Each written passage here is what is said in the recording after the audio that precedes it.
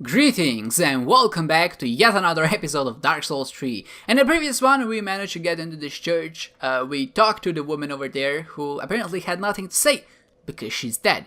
And in this one, we'll either explore the spider's nest or go up the stairs. And I know the answer to that question. We're going up the stairs, not the spider's nest, because fuck spiders. Alright, so what? Try joy, therefore jumping. It's a dragon. Can I destroy this? That is a negatory. So I suppose we come from the top and we drop down below. So that means we have no other choice either than to go to the spiders. I mean, they could just be bugworms, you know, silkworms. Those exist. Would that be better in this game or worse? Let me think about it. Definitely worse. Yeah, I think definitely worse. I feel like worms are a bit more unpredictable. Like, we're used to spiders, right? We've seen spiders before in a game. But silkworms, that's I would say, an unprecedented. Okay, I knew it! I heard something. Oh, there we go, of course. That thing. They're dead people in a graveyard. This makes so much sense. Did they come from the tombstones or did they come from somewhere? Like, was one of them hiding down in the cavern, the pit below? Or not? I assume that, I feel like this is gonna just be a shortcut, but I still want to explore it. I see a floating pair of eyes. Oh, they're just invisible. That's the why are they invisible and their eyes aren't invisible? That seems like a major design mistake, right? If you're gonna be invisible, just might as well make everything invisible. Don't leave the eyes. They don't seem to be that dangerous, but I don't like this. Oh my god, there's so many of them. Well, actually, like 7. That's not too bad. I was counting them in my head for there. That's why I went quiet for a second. Is there a way to actually get forward, or should I just drop down and go ham? Is there like a staircase here? No. Oh yes, there is. There is. Why is it so dark though? I mean, maybe they like the darkness. Am I just interrupting them in their private domicile? And they're crawling, they're not even walking, which I think makes this even creepier, right? When things... That's a good question I have. Why are things creepier when they crawl instead of walk? I'm not even sure what it is. It's just about something about the ominous, the way they move. It's like snakes, right? They don't have legs, but they still move around. Now, how the hell do they manage to do that? It just seems like a great fit of physics and also just a lot of dexterity needed in order to really pull that off. Maybe dexterity is not the right word, but I do imagine it must be harder to move as a snake than... So I almost died by one shot, which just goes to show how strong my armor is.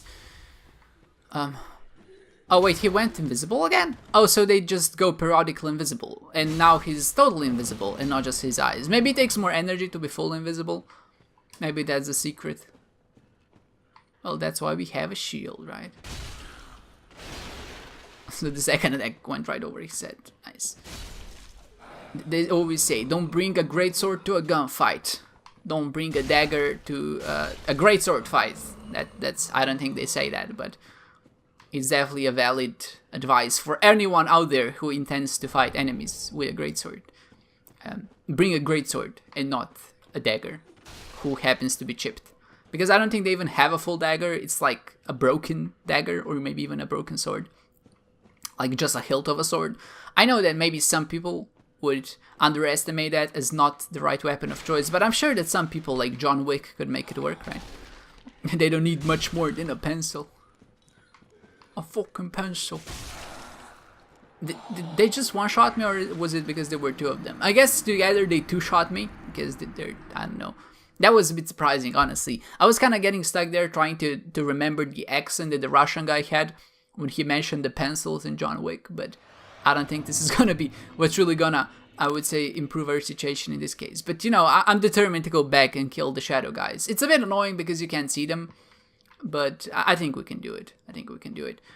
I always wondered, right, if an enemy is dead and you kill them again... This is something I probably asked before, but if an enemy is dead and you kill them again, what happens to them? This is something that, like in Dragon Ball, for example. Maybe I can try going there first. Maybe there's something else, like maybe a treasure. In Dragon Ball, right, when they die, and if you're like a very good person, you will die, don't worry. And if you're a good person, you get to keep your body after you go to hell. Okay. I thought he was gonna be much more dangerous, but he didn't prove to really be a problem. On that bone shard! Nice. Made a flank Isley. Thanks. It's a good thing I actually checked here. See, sometimes it's actually good to die, because it does allow you to go via other paths. If you just did that one particular path in one sitting, and we weren't forced to go back, we might never find this. But yeah, I was wondering, like, in Dragon Ball especially, I think they touch on this in some episodes. Like, if you get to keep your body after you die, and if someone kills your body again, you're just banished from the world. Basically, there's no chance of revival. But that doesn't make a lot of sense to me, because isn't the point of like that your soul still lives on in some other dimension or whatever, right? But that's not really the case if you're just gonna disappear after you die the second time, right? Stop it, doggy. Great Sword's really not good against fast enemies, but at least, you know, I get to kill them fast. I just feel like there should be like an infinitely stacking dimension. I feel like what should happen when you die, and if you revive, you should just go in NG+1, right? That just seems like the most obvious choice. Just make everything harder. Like, you have the knowledge that you've gained in your previous life, and now you need to use it in order to tackle harder difficulties. So, for example, you would go to school, right? And instead of learning addition in like 3rd grade or whatever, you would just start by learning derivatives. It would just amp up the difficulty, you know? You get what I'm saying? I know a lot of people probably wouldn't enjoy that, and I'm sure like there would be people who just really don't like math, and they would just fail at it in every single iteration. Like, they would have 400 years to learn the basic concepts, and they just wouldn't be able to. And I bet that would be extremely frustrating. But beyond that point, I feel like it would be an interesting concept. I wonder, you know, how humanity would look like if they had an infinite amount of time to learn things. Like, would we actually be able to, I don't know, teleport around, or maybe do even something crazier than that? And, you know, those are the questions which I feel like a lot of sci-fi authors and just book writers, show writers as themselves. And obviously nobody knows, right? Most of the things that are written on this subject are fiction. There isn't like a scientific study to figure out what we're actually gonna do in 50 years or whatever. But it's definitely one of those things which I think most people would be fascinated by. Just how much can civilization advance if you just give them enough time? Maybe not even civilization. Like, let's imagine you just have a bunch of ants and you just let them be, right? You just unleash, I would say, like 70 billion ants in the world, and I'm just wondering what would happen to the ants and like the ecology of the earth or whatever in like, I don't know, 70 billion years or whatever. Would ants take over? Would they all die? And of course, provided there aren't any, I would say, extraneous variables, like no meteors or volcanoes exploding. Like, we don't want to mess with the natural order of things, you know, just have the animals, just have the natural biology and how the world works without, I would say, cheat codes. You know, meteors and volcanoes, in some sense, are cheat codes when you think about it.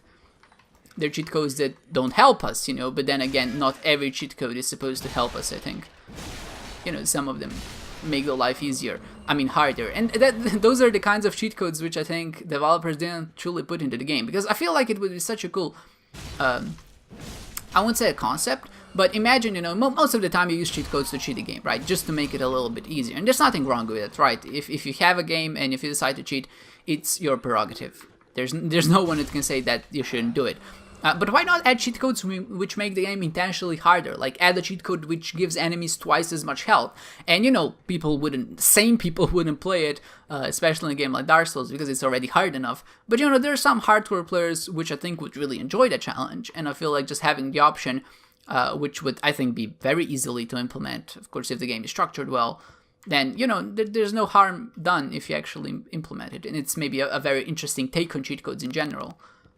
And maybe this has gotten a bit more discussion-y that I necessarily want. So apparently, not only do you guys just swing your little daggers, you also do magic, and you just want to knock me off. I don't appreciate knocking me off, and also I don't appreciate just how dark everything is. Honestly, I don't know where I'm going. I'm trusting that these beams are straight, and that's basically the only assumption I have.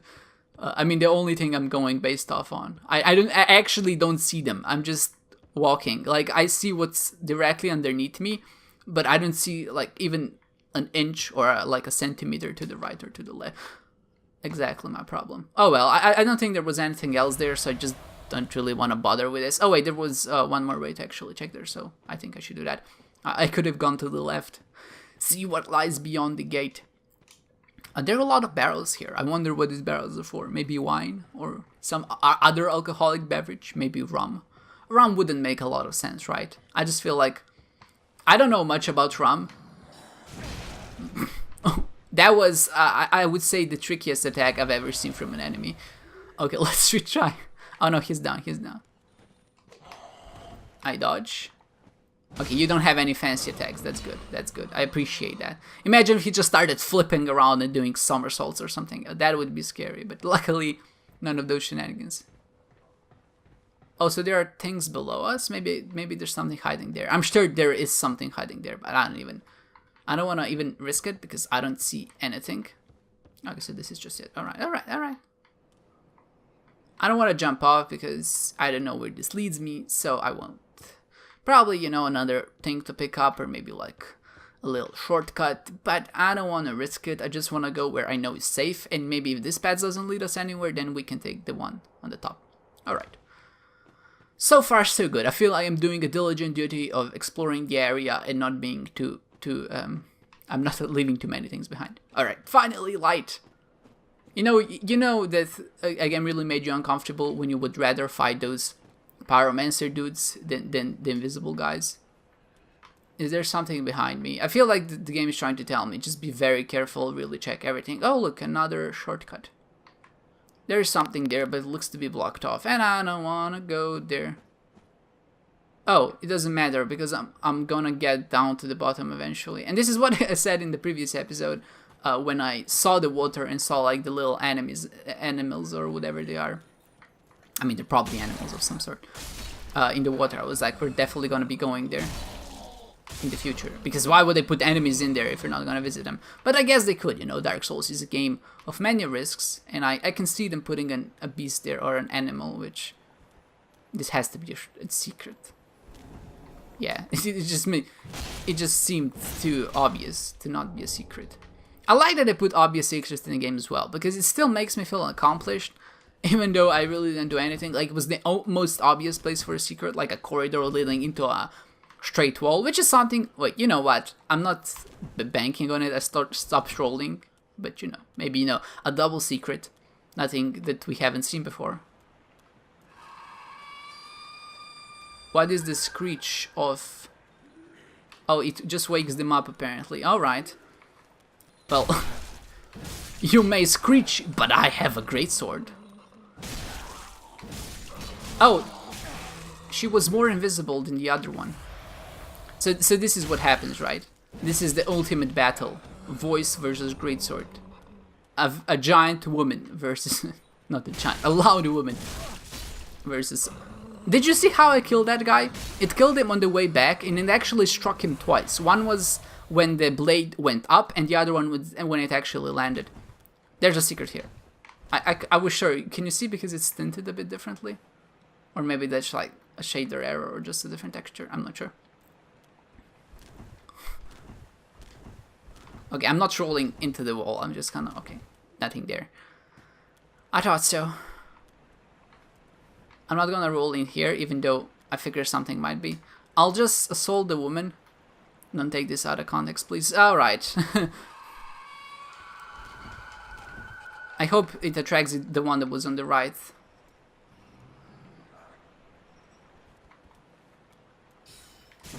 Oh goddamn.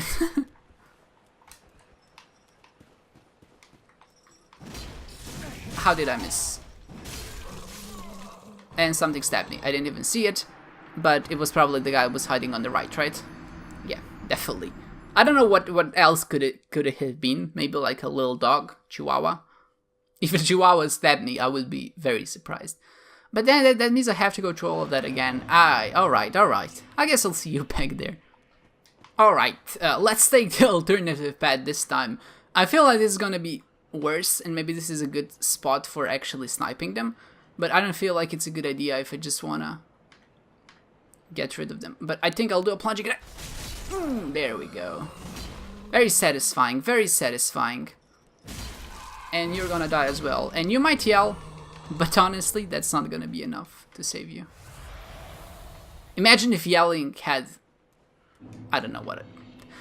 That train of thought wasn't leading anywhere, so I just decided to stop it right there. So because the woman wasn't able to continue her yell or finish her yell, the people, or I mean the people, of course, the people of this land, no, the monsters weren't able to stand up. They're not aggroing me. I guess that's what I'm trying to say. I know they were here on the top, and there they are. Here they come. You think you're safe? Wait a second. Where's the other one? One went invisible. Oh, I just bumped into it. I know you couldn't see it, but it's right here. There we go. That actually felt really satisfying because I predicted where it was, and then I hit it, and it actually connected. Good, good. So I assume this is shallow enough to pick up, but I saw things there, so I don't know. Green Blossom, great. Get out of here. Another swamp. Please no more swamps, man. I don't want swamps. Maybe I missed a very obvious bonfire. Bonfire. Bonfire. I don't like it. This feels like the water level. You freaking white phantom. I swear to God. This white phantom are scarier than any horror game I've played in my entire damn life. More things there, messages which I don't trust, which means we just need to go this way.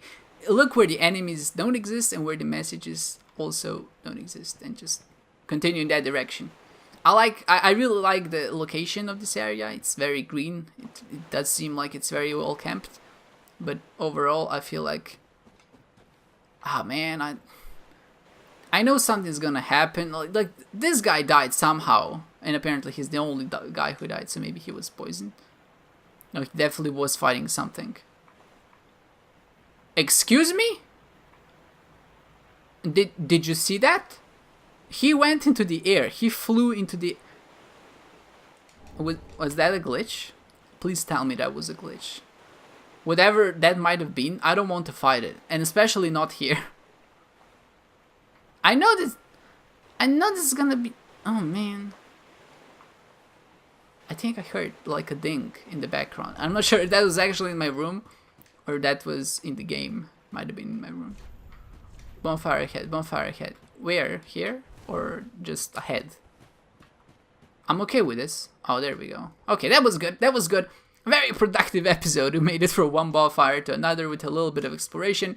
We talked a little bit about science, and I think it's a good plan to actually finish it off here. Let's maybe check what's here before we finish. Maybe there's something here. Darkhead, therefore be wary of losing sanity. But I have a torch, so it's fine. I guess we'll have to use the torch in the next episode to kind of light up our space. Kind of forgot we had it for a second, but it definitely does light up the area nicely.